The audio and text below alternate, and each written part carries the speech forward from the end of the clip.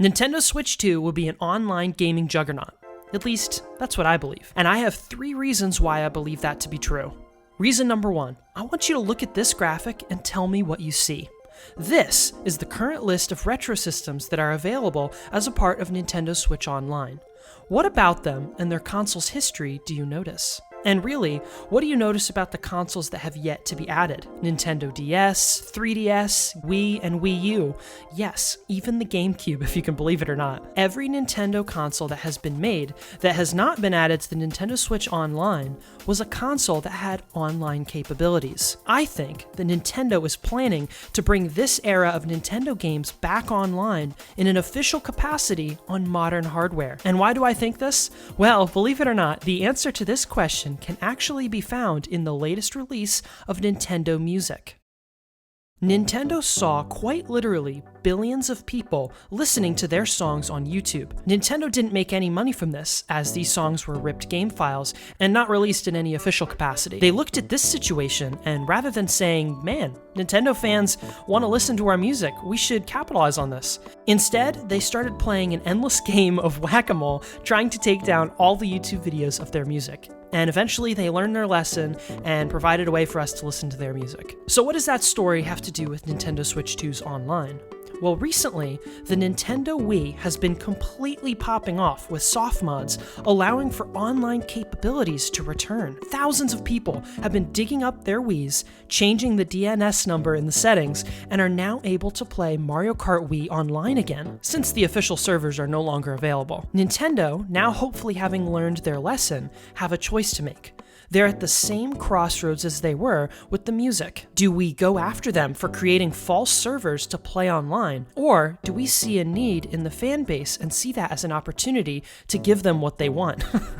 Man, all these problems just come down to Nintendo, just give us what we want, please. The second reason, Nintendo, across the board, has been experimenting with new online features, seemingly expanding, growing, and stress testing their online capabilities. Nintendo, for the longest time, has never been known for their online gaming experience to be, well, polished.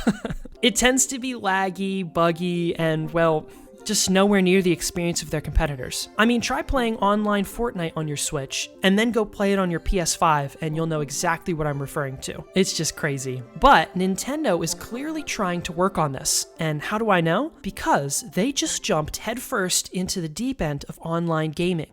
Out of all the game archetypes that exist, which one would you consider to be the most taxing on the servers? Would it be battle royales? Maybe fighting games for the need for precision? Neither one of these come close to the stress of something like an MMO. Having tens, sometimes hundreds of players in one combined space, close proximity, working together in a shared world. What does this have to do with Nintendo? Well, do you remember that super secretive online playtest thing that Nintendo did a few months ago? That game is rumored to be an MMO.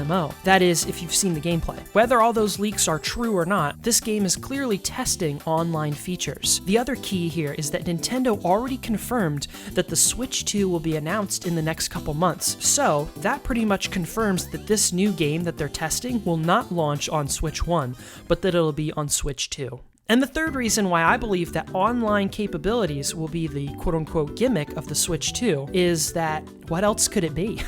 If you ask just about any Nintendo fan what they think the next console should be, just about everyone is going to say that they just want a better Switch. Plus, if you look at Nintendo's release pattern of consoles, the next console type in this pattern would be an iteration rather than a revolution. I made a whole video about this, feel free to go check that out. So, if we were to attempt to make a better Switch, there's really only a few options at our disposal. The most obvious one is power, and I think it's a given at this point that we'll be getting more power. I mean, the third-party developers might riot if Nintendo doesn't give them more power to play with. But more power and more power alone won't be a strong enough reason for people to upgrade off the best-selling Nintendo home console of all time. It has to be something new, something exciting, and I think that Nintendo Switch 2 will have a web or an online ecosystem that's so exciting and fun that people will want to be a part of it so badly that they'll upgrade their system to the Switch 2. So, what do you guys think? Thank you guys so much for watching, and I will see you guys in the next video.